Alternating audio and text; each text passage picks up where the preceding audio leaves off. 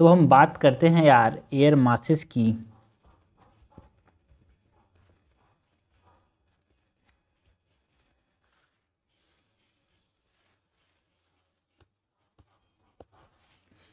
And air masses में सबसे पहले तो हम बात करेंगे कि एयर मासेस का मतलब क्या है यार। It is large bodies of air जिनका एक uniform temperature and humidity characteristic होता है। So what are air masses? This are large bodies of air with uniform temperature and humidity characteristic।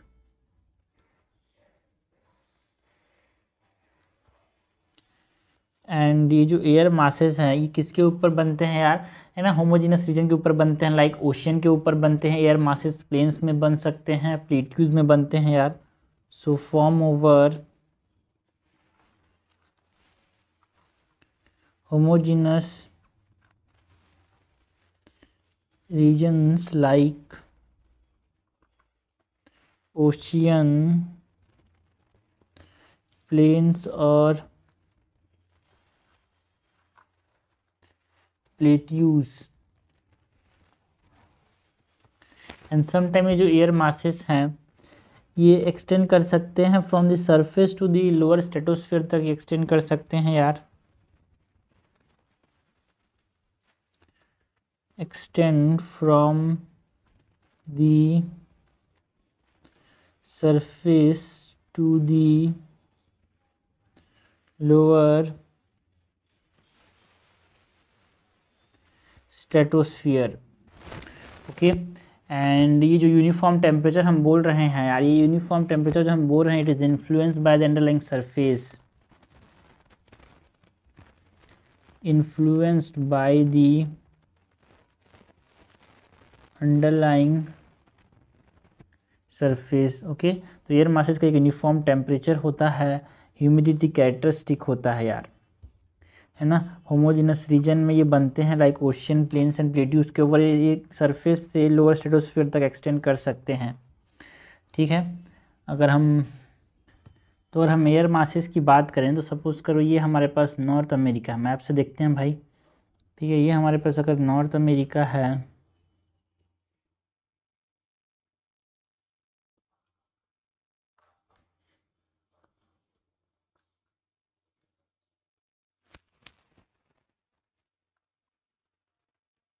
ये साउथ अमेरिका हो गया। ठीक है, ये हमारे पास यूरोप,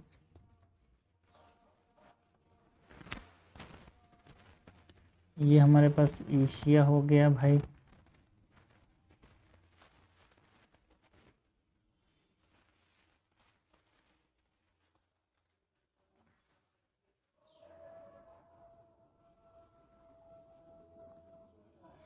ये अपने पास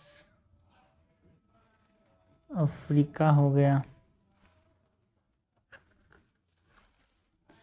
ठीक है, ये मेडागास्कर, ये ऑस्ट्रेलिया। ठीक है, एंड नीचे में अंटार्कटिका हो गया यार, नीचे में यहाँ पे अंटार्कटिका। तो हम एयर मासेस को यहाँ पे देखने वाले हैं भाई, कैसा एयर मास होता है। ठीक है, सो इक्वेटोरियल के अंदर यहाँ पे हमारे पास क्या देखने को मिलता है यार, यहाँ पे ये इक्वेटोरियल रीजन है, तो ज़मीन के ऊपर होगा तो ये एम ई मतलब मैरीटाइम इक्वेटोरियल। तो यहाँ पे पूरा इक्वेटोरियल रीजन मैरीटाइम इक्वेटोरियल देखने को मिलता है। उसके बाद कौन सी टी, यहाँ पे ये इस रीजन में हमारे पास सी टी देखने को मिलता है, C T is continental tropical time मतलब एयर मासेस। ठीक है, यहाँ पे भी M T are maritime tropical, यहाँ पे सी टी कॉन्टिनेंटल ट्रॉपिकल, यहाँ पे हमारे पास मैरीटाइम ट्रॉपिकल।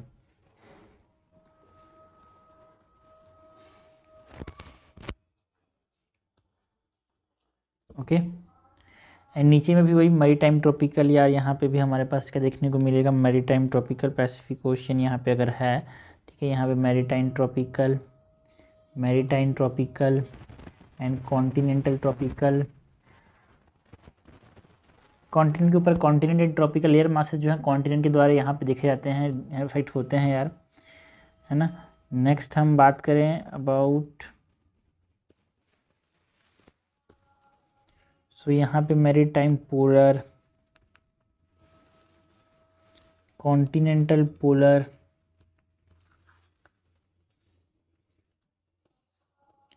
मैरीटाइम पोलर, यहाँ पे कॉन्टिनेंट के ऊपर है, पोलर रीजन है तो कॉन्टिनेंटल पोलर, ऊपर में आर्कटिक में भी यहाँ पे क्या देखने को मिलता है, कॉन्टिनेंटल पोलर यार, नीचे में यहाँ पे पानी है तो यहाँ पे मैरीटाइम पोलर देखने को मिलेगा पूरा यहाँ पे।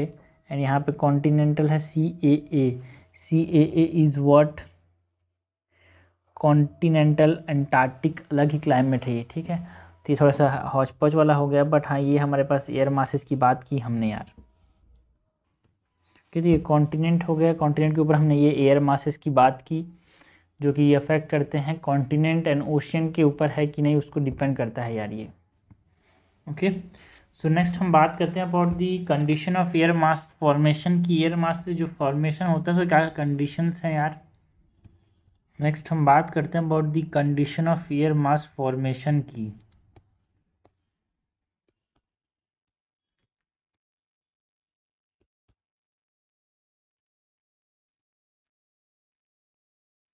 Condition for air mass formation.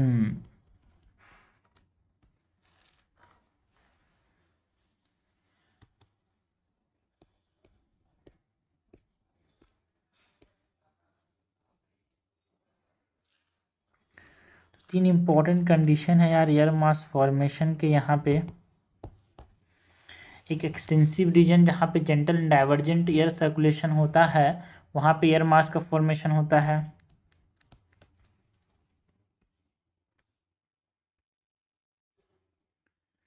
Extensive region with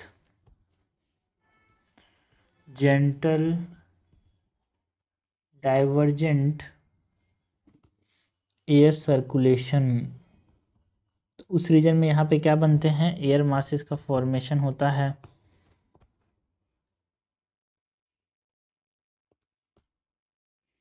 gentle and divergent air masses.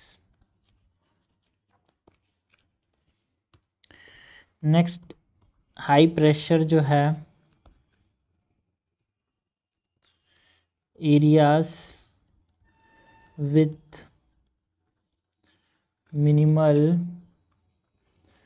Pressure gradient.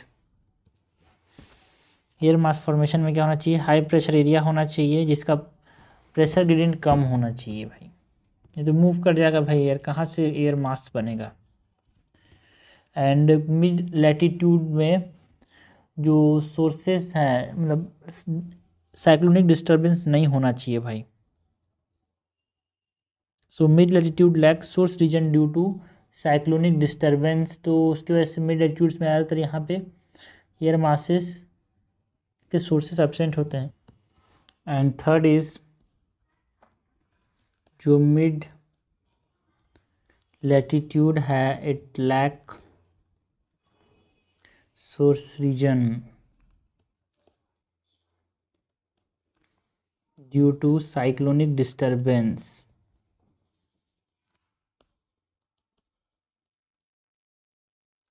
Okay, next हम बात करते हैं about the type of source region की।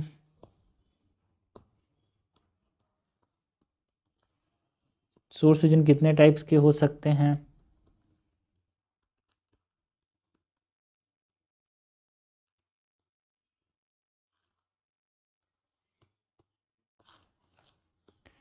टाइप्स ऑफ सोर्स रीजन की बात करते हैं भाई,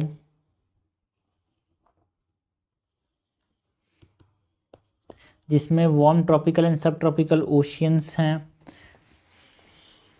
and cold snow covered high latitude continents हैं। तो देखो जो सोर्स रीजन है यहाँ पे क्या क्या हो सकते हैं, वार्म ट्रॉपिकल एंड सब ट्रॉपिकल ओशियंस, है ना, सब ट्रॉपिकल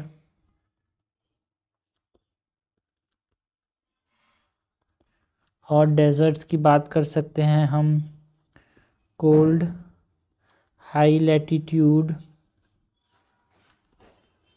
ओशियंस की बात कर सकते हैं यार। कोल्ड स्नो कवर्ड जो हाई लैटिट्यूड कॉन्टिनेंट्स हैं वो एक इम्पॉर्टेंट सोर्स हैं फॉर एयर मासेस फॉर्मेशन एक तरह से। So cold snow covered high latitudes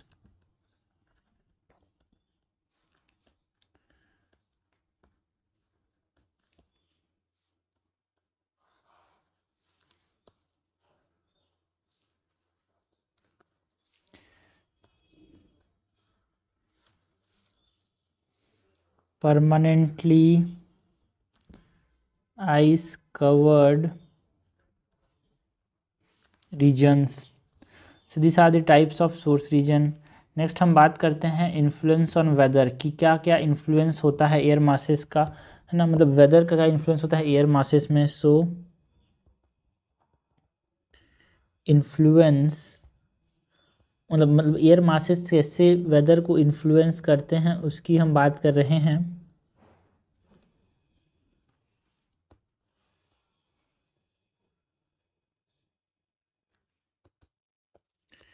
तो भाई जो एटमॉस्फेरिक मॉइस्चर है उसको डिस्ट्रीब्यूट करते हैं जिससे क्या होता है प्रेसिपिटेशन देखने को मिलता है ओवर द कॉन्टिनेंट यार। So distribute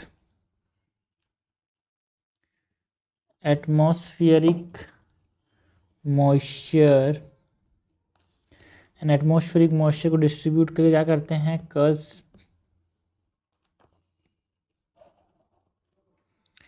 precipitation over continents and transfer heat। कौन सा heat? Transfer latent heat and balance करते हैं लैटिट्यूडनल हीट डिस्पैरिटीज को। बैलेंसिंग लैटिट्यूडनल हीट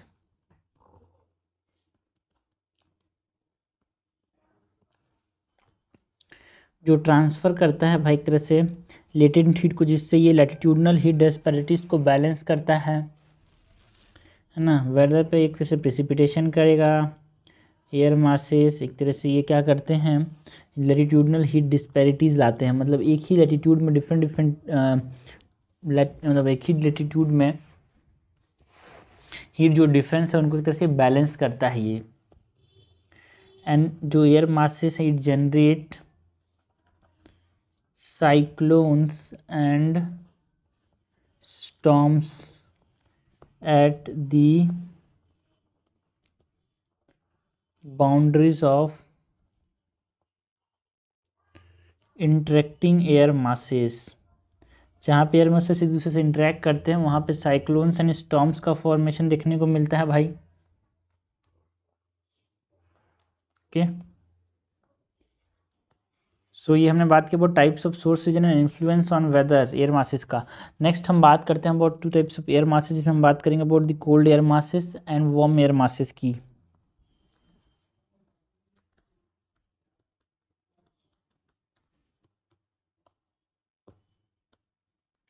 जो कोल्ड एयर मासेस होते हैं ये कोल्डर होते हैं सरफेस से एंड ये एक तरह से इंस्टेबिलिटी एंड टर्बुलेंस लाते हैं यार। colder than the surface and cause instability and turbulence। Example के तौर पर हम बात करें कोल्ड एयर मास के एग्जाम्पल की तो जो आर्टिक ओशियन है उसके ऊपर cold and moist air mass का फॉर्मेशन होता है।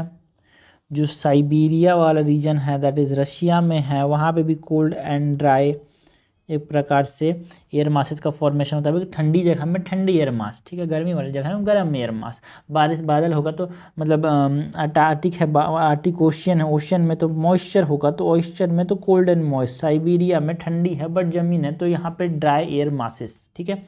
तो जो एयर मासेस होते हैं, होमोजेनस रीजन होते हैं, ये डिपेंड करता है कि अंदर क्या कैरेक्टरिस्टिक होगा, ह्यूमिडिटी कैरेक्टरिस्टिक होगा, ये ओशियन पे डिपेंड करता है, प्लेन्स पे डिपेंड करता है, प्लेट्यूज पे, कहाँ पे ये बन रहे हैं उस पे ऊपर ये डिपेंड करता है यार, ठीक है। अंडरलाइंग सरफेस पे डिपेंड करता है कि ये क्या कैरेक्टरिस्टिक रखेगा एयर मासेस। तो ये हमने बात की about the cold air masses. Next हम बात करते हैं about the warm air masses की।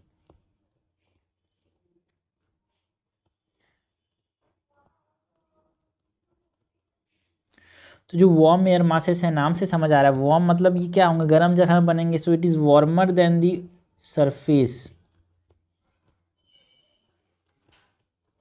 सरफेस से गर्म, इसीलिए इसको वार्म बोल रहे हैं भाई। तो किसी के रेफरेंस में कंपेयर किया जा रहा है। एंड लीड टू स्टेबल, और वार्म वाइज कैसे करते हैं, स्टेबल वेदर बनाते हैं, स्टेबल वेदर होता है जहाँ पे वार्म एयर मासेस होता है। हमने देखा कि कहाँ कहाँ पे कौन सा एयर मासेस था, ठीक है। एंड एग्जांपल के तौर पे जो सहारा डेजर्ट है, सहारा में क्या होगा, वार्म एंड डेजर्ट है, तो यहाँ पे एक तरह से क्या होगा, ड्राई, बारिश नहीं हो रही है तो यहाँ पे ड्राई एयर मास होगा। एंड ट्रॉपिकल ओशियंस की बात करें तो ट्रॉपिक से जो है वहाँ पे गर्मी होगी, एंड ओशियन है तो वहाँ पे मॉइस्चर्स होंगे, so it is warm and moist air mass, ठीक है। तो ये हमने बात की about the cold and warm air masses की। सो ये जो हमने देखा था एमपी, यहाँ पे एमपी जो लिखा है, एमपी, सीटी, एमटी, एमई, सीएए, ये सब क्लासिफिकेशन के अंदर आते हैं यार, ठीक है। तो अब बात करते हैं about the classification of air masses की। ओके, सो बात करते हैं about the classification of air masses की।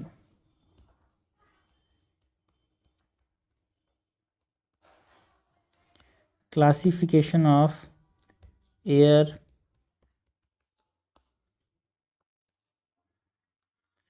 Masses.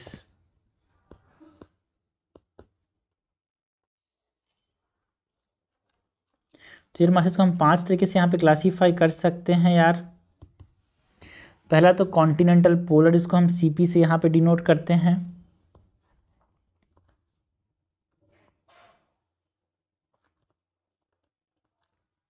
It is denoted as small C and capital P, इसको बोलेंगे कॉन्टिनेंटल पोलर। यानी जो कॉन्टिनेंटल पोलर है ये कहाँ पे देखने को मिलेगा यार, नॉर्थ अमेरिका में, यूरेशिया में। ये देखो भाई, हमने देखा है भाई यहाँ पे ये जो सीपी है कॉन्टिनेंटल पोलर, ये हमारे पास नॉर्थ अमेरिका में देखने को मिल रहा है, ये हमारे पास यूरेशिया में देखने को मिल रहा है। एंड इस रीजन में जो कॉन्टिनेंटल पोलर रीजन है यहाँ पे विंटर होगा, सो इसमें विंटर में ड्राई, कोल्ड, फ्रिजिड और स्टेबल होगा कि अनस्टेबल होगा, ठंडा वाला स्टेबल है ना, स्टेबल एयर मास होता है। एंड समर में लेस स्टेबल होता है।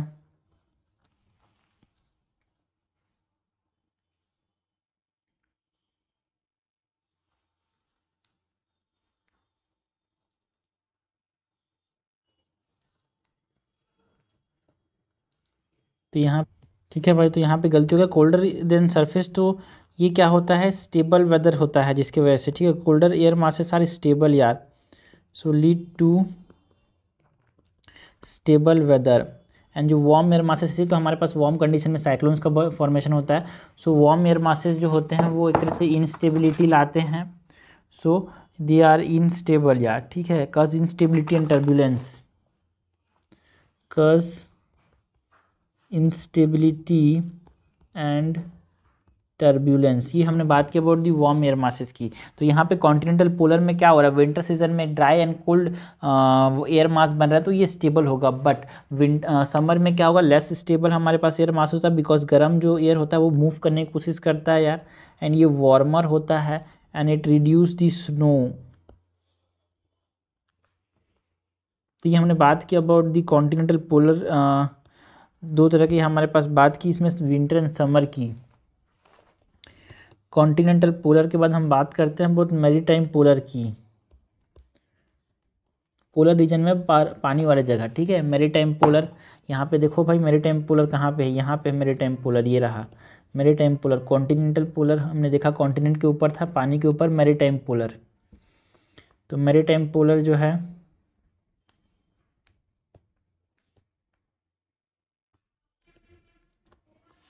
ये जो मैरीटाइम पोलर है इसकी बात करें, जिसको हम MP से यहाँ पे रिप्रेजेंट करते हैं, small m and capital P। तो ये जो मैरीटाइम पोलर है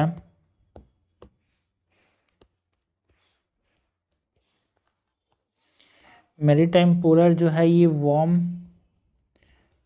ट्रॉपिकल एंड सब ट्रॉपिकल ओशियन के ऊपर देखने को मिलेगा यार।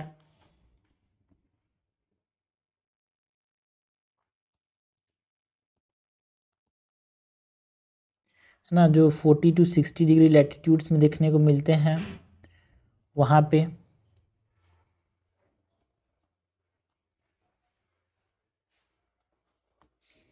एंड ये जो मैरीटाइम पोलर है this are modified continental polar air masses. लेकिन ये क्यों मॉडिफाई हो, क्योंकि वार्मर ओशियन में चले गए ना ये। एंड ये विंटर्स में cool moist high humidity fog precipitation cause करता है। एंड समर्स में क्लियर होता है ये।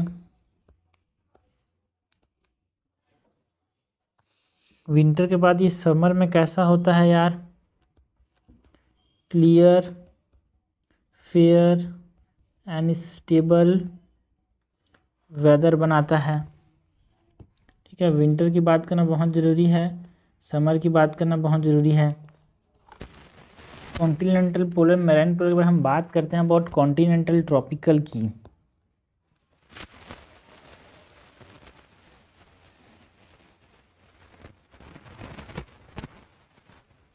CT continental tropical. जो कॉन्टिनेंटल ट्रॉपिकल है ये कहाँ पे देखने को मिलेगा, सब ट्रॉपिकल डेजर्ट्स के अंदर देखने को मिलता है यार। लाइक सहारा डेजर्ट में, वेस्ट एशिया में देखने को मिलता है, सऊदी अरेबिया वाले रीजन में, ऑस्ट्रेलिया में देखने को मिलता है यार ये वाला एयर मासेस। एंड इनके कैरेक्टरिस्टिक की बात करें तो ये हॉट होते हैं, गर्म होते हैं, ड्राई होते हैं, स्टेबल होते हैं and limited to source region यार। ओके, नेक्स्ट कॉन्टिनेंटल ट्रॉपिकल के बाद हम बात करते हैं अबाउट कॉन्टिनेंटल आर्कटिक की।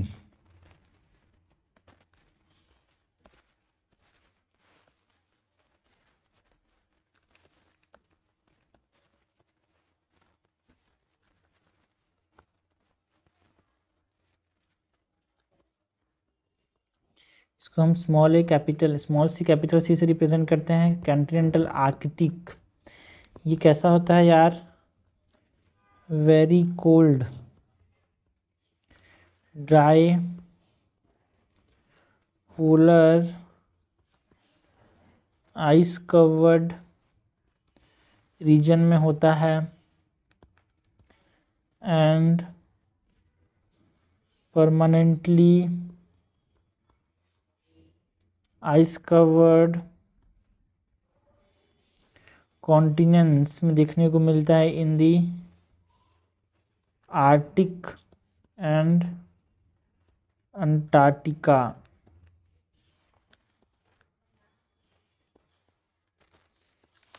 बहुत ज़्यादा कोल्ड होता है यार, आइस कवर रीजन में देखने को मिलता है कॉन्टिनेंटल आर्कटिक वाला, आर्टिक एंड अंटार्कटिक में।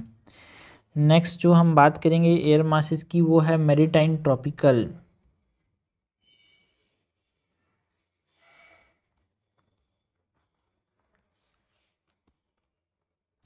मैरीटाइम मतलब बारिश पानी के ऊपर होगा, ट्रॉपिकल मतलब इक्वेटोरियल रीजन में देखने को मिलेगा यार। सो मैरीटाइम ट्रॉपिकल की बात करें तो ये ट्रॉपिकल सब ट्रॉपिकल ओशियंस में देखने को मिलता है। एग्जाम्पल के तौर पे गल्फ ऑफ मैक्सिको में, पैसिफिक में, अटलांटिक में, इन ओशियंस के ऊपर मैरीटाइम ट्रॉपिकल एयर मासेस देखने को मिलते हैं। एंड विंटर्स में ये कैसे होते हैं भाई, माइल्ड, ह्यूमिड,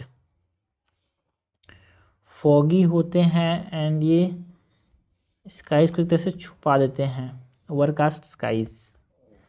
एंड समर में ये मैरीटाइम ट्रॉपिकल में टेम्परेचर कैसा होता है, एयर मासेस का हाई टेम्परेचर देखने को मिलता है यार। ह्यूमिडिटी कंटेन करते हैं, मतलब टेम्परेचर, मतलब मॉइस्चर अच्छा खासा करते हैं, जिसकी वजह से यहाँ पे कन्वेक्शनल रेनफॉल देखने को मिलता है।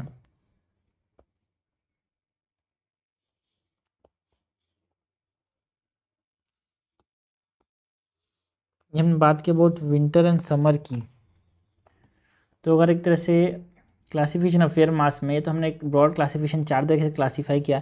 ब्रॉडली अगर हम एयर मासेस को क्लासीफाई करें, सो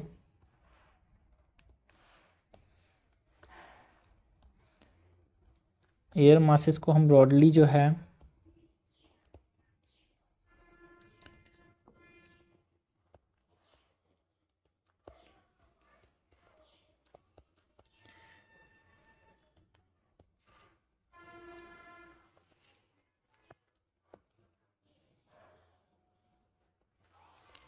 तीन तरीके से हम एयर मासेस को यहाँ पे क्लासीफाई कर सकते हैं यार।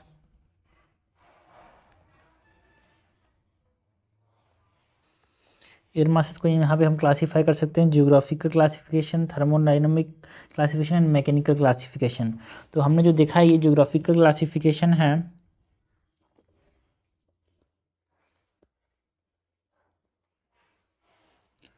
ना। यहाँ पे थर्मोडायनामिकली भी हम एयर मासेस को क्लासीफाई कर सकते हैं। एंड मैकेनिकल क्लासिफिकेशन भी होता है यार। मैकेनिकल क्लासिफिकेशन में हम बात कर सकते हैं air masses can be stable और अनस्टेबल। ज़्यादातर जो वार्म एयर मास होता है वो अनस्टेबल, मतलब वो अनस्टेबल होता है, जो कोल्ड होता है वो स्टेबल होते हैं। ठीक है। एंड थर्मोडायनामिकली भाई गर्म हो सकता है, फिर ठंडा हो सकता है। So it can be warm, it can be cold. And geographical classification में हम क्लासीफाई कर सकते हैं या tropical air masses and polar air masses में।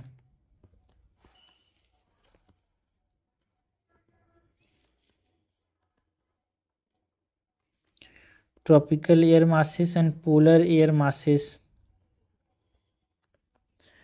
ठीक है। तो जो ट्रॉपिकल एयर मासेस है इसमें हम बात कर सकते हैं, टी से रिप्रेजेंट करते हैं ना इसको, पोलर एयर मासेस को पी से रिप्रेजेंट करते हैं।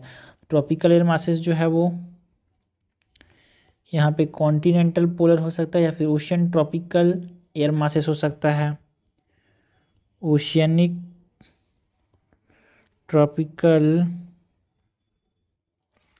एयर मासेस एमटी से रिप्रेजेंट करते हैं, या फिर कॉन्टिनेंटल पोलर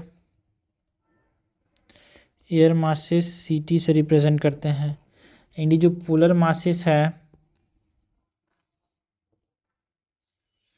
इसको हम दो प्रकार से यहाँ पे क्लासीफाई कर सकते हैं भाई। एक तो सी पोलर,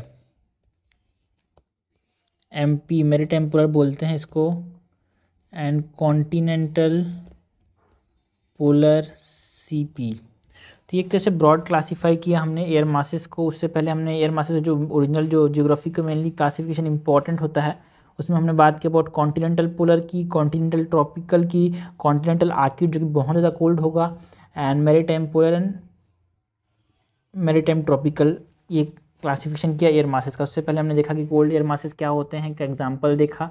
वार्म एयर मासेस क्या होते हैं, इनके एग्जांपल्स देखे, है ना। Types of source region, influence on weather, condition for air mass formation, and क्या होते हैं एयर मास वो देखा। तो ये चीज़ समझा। कोल्ड एयर मासेस की बात नहीं कर रहे हैं यहाँ पे, स्टेबल अनस्टेबल की जो चीज़ मैंने बताया था इसको मैं करेक्शन करता हूँ यार। यहाँ पे कोल्ड एयर मासेस की बात नहीं कर रही, जब मूव करते हैं ना तो कोल्डर एयर मास जो है, कोल्डर है सरफेस से जब मूव करते हैं उसके वजह से ये क्या कस करता है, कस इनस्टेबिलिटी, बिकॉज ज़मीन ज़्यादा कोल्डर है कि ऊपर वाला, इसकी वजह से टर्बुलेंस लाता है, तो पहले सही था। एंड वार्मर एयर मासेस जो होते हैं, है ना, ये स्टेबल, ऊपर से नीचे, मतलब नीचे वाला ज़्यादा गर्म है कि ऊपर वाला ज़्यादा गर्म है, वार्मर ऊपर वाला है, तो इसकी वजह से ये क्या होता है, स्टेबल वेदर का फॉर्मेशन होता है ना। तो यहाँ पे when air masses move over a surface that is colder than the air mass, it lower layer जो होता है कूल्ड फ्रॉम बिलो, नीचे से ठंडा होगा, जिससे क्या होता है, cooling increase and atmospheric stability आ जाती है।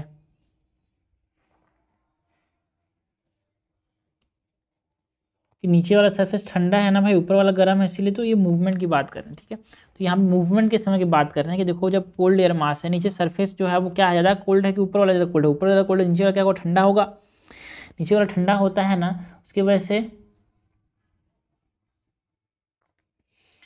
तो नीचे वाला ठंडा के ऊपर वाला ठंडा, नीचे वाला गर्म है ऊपर के कंपेरिजन में, तो वो क्या होता है, गर्मी नीचे से ऊपर जाता है, उसकी वजह से अनस्टेबल हो जाता है यार, है ना, हिटेड बाय बिलो, जिसकी वजह से एयर राइज करता है एंड बिकेम अनस्टेबल। सिंपल सी बात है, ये हमारे पास एयर मास है, नीचे का सरफेस ज़्यादा वार्म है, ऊपर ज़्यादा कोल्ड है, तो नीचे से गर्म होगा तो एयर ऊपर जाएगा, राइज करेगा, इसीलिए से अनस्टेबल हो जाता है। सिंपल सी बात है यार। तो टाइप्स ऑफ सोर्स रीजन की बात की, इन्फ्लुएंस ऑन वेदर की बात की, क्या क्या कंडीशंस होते हैं फॉर एयर मास फॉर्मेशन वो देखा। एंड बेसिक क्या होता है भाई, एयर मास एक बॉडी ऑफ एयर है जिसका एक यूनिफॉर्म टेम्परेचर एंड कैरेक्टरिस्टिक होता है ह्यूमिडिटी का, होमोजेनस रीजन के ऊपर बनता है, एक लैंड के ऊपर, ओशन के ऊपर, प्लेट्यू के ऊपर,